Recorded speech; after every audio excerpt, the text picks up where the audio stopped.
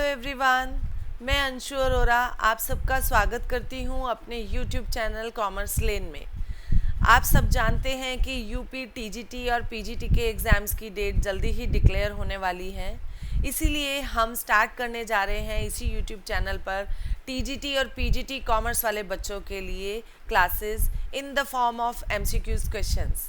देखिए, आज हम वैसे तो स्टार्ट करते हैं टीजीटी कॉमर्स के सिलेबस के डिस्कशन से।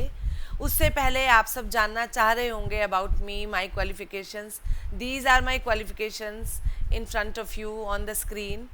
एंड जल्दी ही चलिए हम स्टार्ट करते हैं टीजीटी का सिलेबस डिस्कस करना।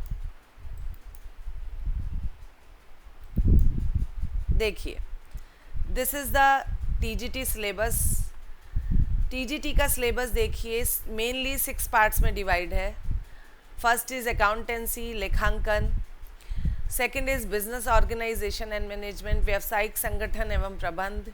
देखिए, कुछ साल पहले यूपी बोर्ड में व्यावसायिक प्रबंध नाम का एक सब्जेक्ट होता था, जिसका नाम अब बदल के बिजनेस स्टडीज़ कर दिया गया है। तीसरा है बिजनेस इकोनॉमिक्स, व्यावसायिक अर्थशास्त्र। चौथा है मनी एंड बैंकिंग। पांचवा है स्टैटिस्टिक्स यानी कि सांख्यिकी। और छठा है ऑडिट यानी कि अंकेक्षण। इन 6 मेन पार्ट्स में टीजीटी का सिलेबस डिवाइड है, जिसको हम आज डिटेल में डिस्कस करेंगे।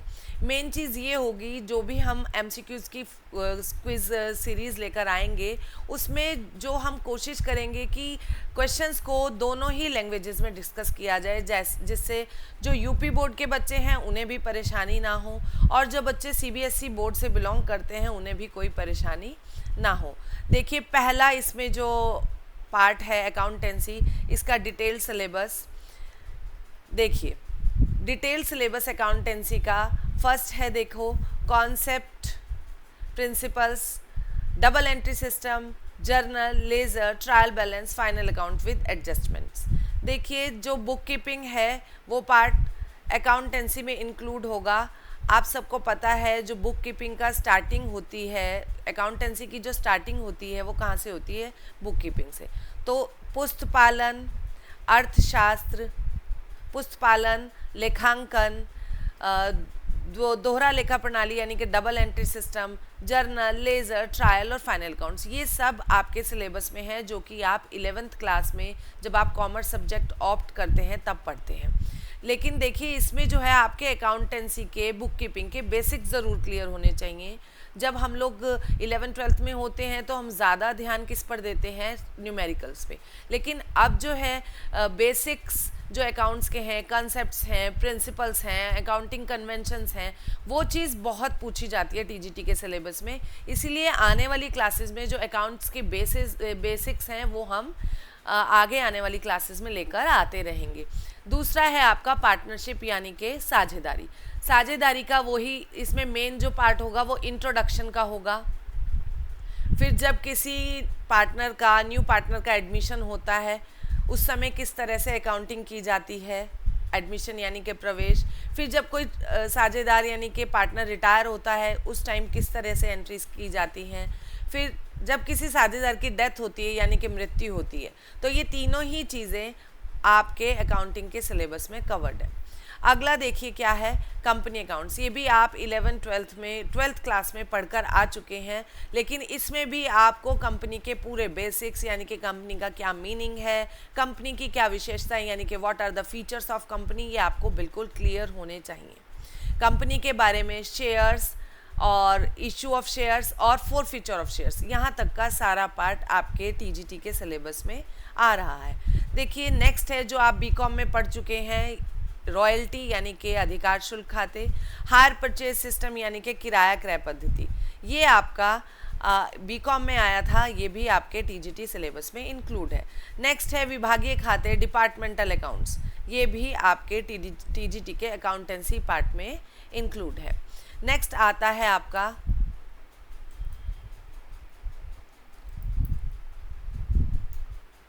व्यावसायिक संगठन वाला part, business organisation and management. ये सब्जेक्ट भी आप 11th-12th में पढ़ चुके हैं। ये इससे रिलेटेड सारे टॉपिक्स आपको 11th-12th की बुक्स में मिल जाएंगे। Meaning of meaning and nature of trade and commerce, व्यापार और वाणिज्य दोनों का क्या अर्थ है, इनकी क्या विशेषताएं हैं, इनकी क्या प्रकृति है। बिजनेस करने के लिए जो अलग अलग फॉर्म्स हैं, यानी कि जो आप बिजनेस करते हैं, बिजनेस के अलग अलग जो स्वरूप हैं व्यावसायिक संगठन के, वो यानी कि एकाकी व्यापार बिजनेस आप कैसे कैसे कर सकते हैं, सोल प्रोप्राइटरशिप की फॉर्म में, पार्टनरशिप की फॉर्म में और कंपनी की फॉर्म में। ये तीनों बिजनेस ऑर्गेनाइजेशन के फॉर्म आपके टीजीटी सिलेबस में इंक्लूड है। नेक्स्ट है nature and functions of marketing. Marketing यानी कि विपणन का अर्थ क्या है, उसकी प्रकृति क्या है और उसके फंक्शंस यानी कि कार्य क्या है, ये भी आपके सिलेबस में आएगा। नेक्स्ट है मैनेजमेंट यानी कि प्रबंध। प्रबंध भी आप पढ़ चुके हैं अपने 11th-12th के सिलेबस में, लेकिन प्रबंध को अब आपने थोड़ा डिटेल से करना है। प्रबंध का क्या अर्थ है, प्रबंध की क्या विशेषताएं हैं, प्रबंध का क्या स्कोप है और प्रबंध के कौन कौन से सिद्धांत हैं, और अलग अलग विद्वानों ने जैसे कि एफ.डब्ल्यू. टेलर, हेनरी फेयोल, इन सब ने प्रबंध की कौन कौन सी थ्योरीज दी हैं, कौन कौन सी विचारधाराएं दी हैं, इन सबको आपने डिटेल में करना है। नेक्स्ट है प्रबंध के कार्य, what are the functions of management, इनको पूरा डिटेल में करना है। प्रबंध के कार्य जैसे कि आपको पता है स्टार्ट होते हैं प्लानिंग से, जो मैनेजमेंट है उसके कार्य फंक्शंस ऑफ मैनेजमेंट स्टार्ट होते हैं प्लानिंग से। प्लानिंग क्या है, प्लानिंग के कौन कौन से स्टेप्स हैं।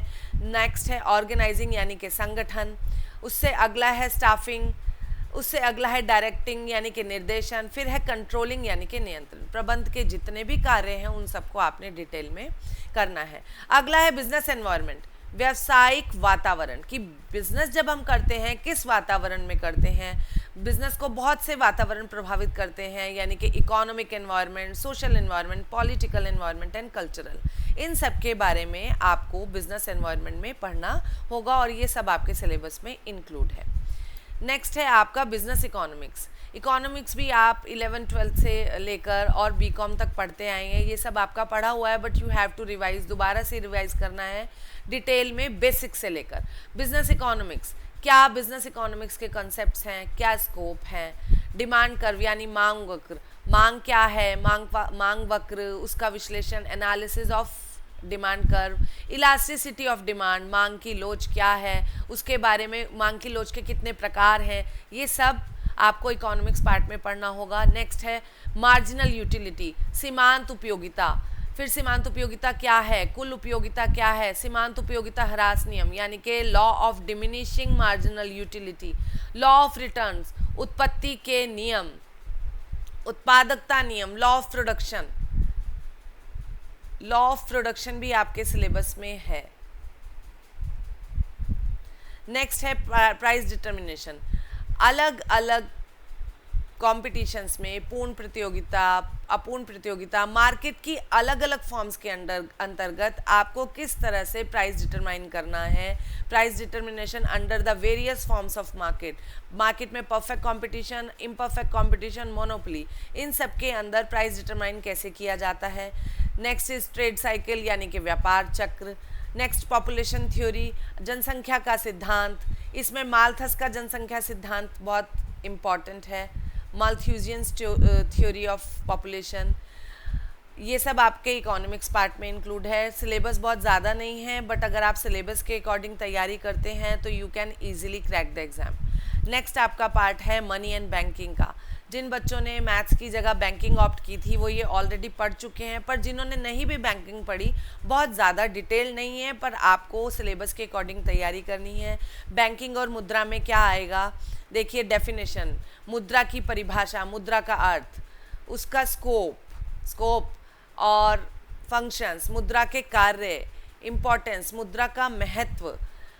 किसमें दो तरह के इकोनॉमी होती है, एक कैपिटलिस्ट यानी कि पूंजीवाद, एक सोशलिस्ट यानी कि समाजवाद। पूंजीवाद और समाजवाद दोनों के अंतर्गत मुद्रा का क्या महत्व है, ये आपके सिलेबस में आएगा। नेक्स्ट है ग्रेशम्स लॉ, ग्रेशम का नियम, जो ग्रेशम का पुरानी मुद्रा और नई मुद्रा वाला नियम है वो आपके सिलेबस में है। अगला है मुद्रा का परिमाण सिद्धांत यानी कि क्वांटिटी थ्योरी ऑफ मनी। फिर है इन्फ्लेशन एंड डिफ्लेशन यानी कि मुद्रास्फीति और मुद्रा संकुचन। नेक्स्ट है आता है आपका बैंकों के बारे में कि बैंक क्या होता है, सबको पता है कि बैंक क्या होता है। फिर बैंक्स के कितने प्रकार हैं, इसमें से कमर्शियल बैंक कौन से होते हैं? आरबीआई क्या है? आरबीआई आप सबको पता है, आरबीआई आपके देश का हेड बैंक है, बैंकों का बैंक बोला जाता है इसको। आरबीआई के कौन कौन से कार्य हैं? देखिए, कमर्शियल बैंक्स और आरबीआई के जो फंक्शंस हैं वो बिल्कुल डिफरेंट हैं, इसको आपको डिटेल में स्टडी करना होगा। नेक्स्ट है डिजिटल एंड ई बैंकिंग। आजकल के ज़माने में आपको पता है ई बैंकिंग का बहुत ज़्यादा चलन है, क्योंकि कोई भी बैंक की लंबी लाइनों में लगना पसंद नहीं करता। तो ई बैंकिंग आपका न्यूली एडिड टॉपिक है, इसके बारे में आपको पढ़ना होगा। नेक्स्ट है आपका सांख्यिकी यानी कि स्टैटिस्टिक्स। स्टैटिस्टिक्स में भी स्टैटिस्टिक्स का मीनिंग, उसका क्षेत्र यानी कि स्कोप, और उसका इम्पोर्टेंस यानी कि उसके महत्व, ये आपको पढ़ने हैं। अगला आता है डेटा कलेक्शन। सांख्यिकी में जब आप कुछ भी सर्वे करने जाते हो तो पहले डेटा कलेक्ट होता है। डेटा कलेक्शन क्या है? उसका संग्रहण यानी कि आंकड़ों का संग्रहण। डेटा कलेक्ट करने के कितने मेथड हैं? Primary data, secondary data. फिर डेटा को कितने टाइप से आप क्लासिफाई कर सकते हो, वही प्राइमरी एंड सेकेंडरी। फिर डेटा को जब आप टेबुलर फॉर्म में रखते हो, टेबुलेशन, ये भी आपके सिलेबस में है। नेक्स्ट है मेजर्स ऑफ सेंट्रल टेंडेंसी, केंद्रीय प्रवृत्ति की माप। इसमें आपका क्या क्या आता है सबको आपको पता है। Arithmetic mean, median, mode. Arithmetic mean के अलावा इसमें ज्योमेट्रिकल मीन भी होगा।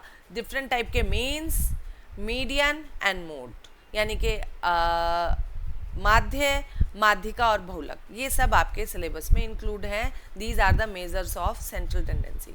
अगला है मेजर्स ऑफ डिस्पर्जन यानी कि अपकिरण की माप। डिस्पर्जन के बहुत सारे मेजर्स हैं, वो भी आपके सिलेबस में है। अब नेक्स्ट पर आ जाइए, auditing. This is the last part of the syllabus. Auditing में होगा, ऑडिटिंग का क्या अर्थ है, अंकेक्षण किसे कहते हैं, इसकी वेरियस डेफिनेशंस क्या हैं, अंकेक्षण के क्या उद्देश्य होते हैं, क्यों कराया जाता है अंकेक्षण, क्या इसका महत्व है, और इनके कितने टाइप्स हैं, अंकेक्षण कितने प्रकार का होता है। और अंकेक्षण से एक रिलेटेड ही एक वर्ड है जिसे हम प्रमाणन यानी कि वाउचिंग कहते हैं। वाउचिंग अंकेक्षण का ही पार्ट है, अंकेक्षण का बहुत महत्वपूर्ण भाग है जिसको हम प्रमाणन कहते हैं। अंकेक्षण की रीढ़ की हड्डी माना जाता है इसको। तो vouching is also is the part of your syllabus. देखिए, ऑडिटिंग में ये आपका आएगा। तो आज हमने ये डिस्कस किया है यूपी टीजीटी का सिलेबस।